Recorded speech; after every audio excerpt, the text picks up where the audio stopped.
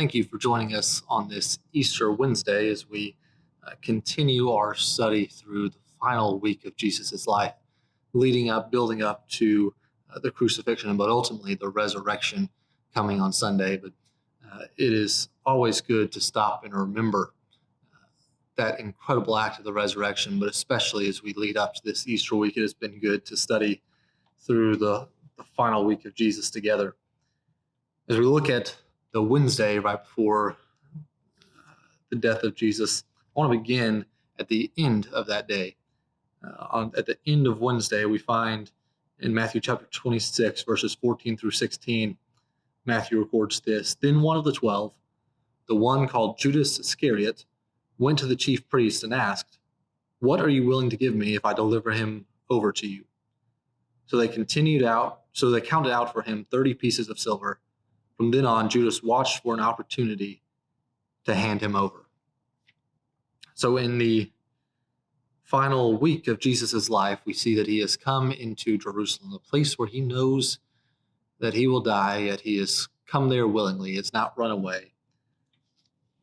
But then here on this Wednesday, the last full day that he has before his trial really begins, we see that Jesus is at the end of the day, his betrayer is going to agree to betray him. We see that Judas makes the arrangements to betray Jesus, to hand him over to the chief priest. But it's interesting to me what Jesus does during his final Wednesday with his disciples. If you look back in Matthew chapter 24, this Wednesday begins where Jesus leaves the temple and was walking away when his disciples came up to him to call his attention to its buildings. And then in verse 3, as Jesus was sitting on the Mount of Olives, the disciples came to him privately. "Tell us," they said, when will this happen, and what will be the sign of your coming and of the end of the age? This final day, the disciples still seem to be uncertain of what lies ahead of the next 72 hours. Jesus knows that Judas is going to betray him, but he still spends his final Wednesday, those final hours, with his closest friends. I think if I knew that it was going to be a dear friend of mine who would end up leading me to my death, I would make sure to avoid them for what I presumed would be my final 72 hours. But Jesus willingly spends it with them, preparing them. We see in chapter 24 and 25, Jesus tells many parables trying to prepare his disciples. We see at the beginning of chapter 25, the parable of the 10 virgins, where Jesus tells his disciples, "Be prepared, be ready, or you might miss it." But then we see the parable of the bags of gold following that, where Jesus says, not only do you need to be prepared so that you don't miss it, but don't just prepare yourself and then sit around and wait, but be useful. Go out and do something.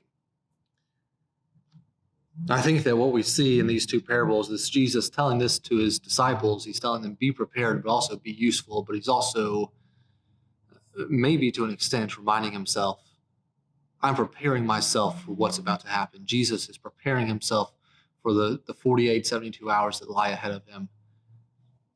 But he reminds himself, I'm doing this because I'm trying to be useful to the people of God. I'm going to be crucified because it's something that is necessary for these people to live.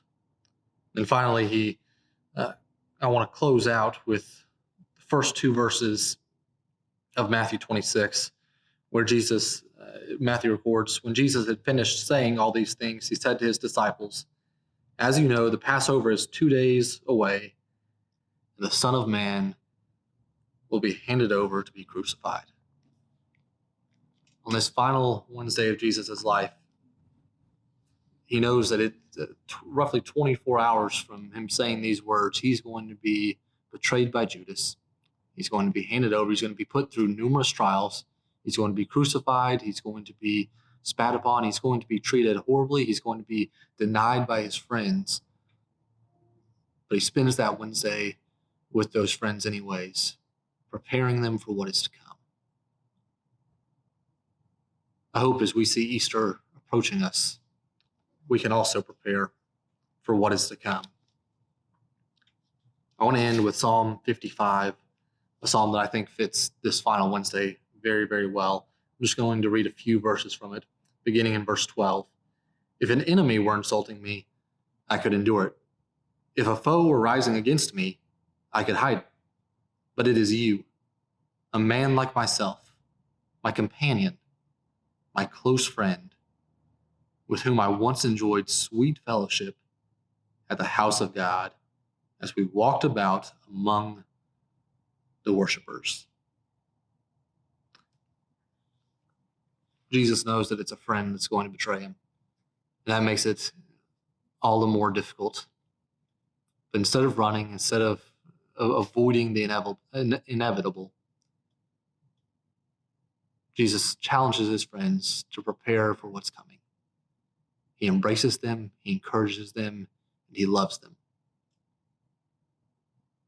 And he looks forward to what is to come. And I pray that as we look through those 3 chapters in Matthew and the 55th Psalm, that we can continue looking forward, knowing, having a better grip on what Jesus endured during that time, that we may struggle and wrestle with him in these final days as we prepare to rejoice, to celebrate, to proclaim victory over death on Sunday.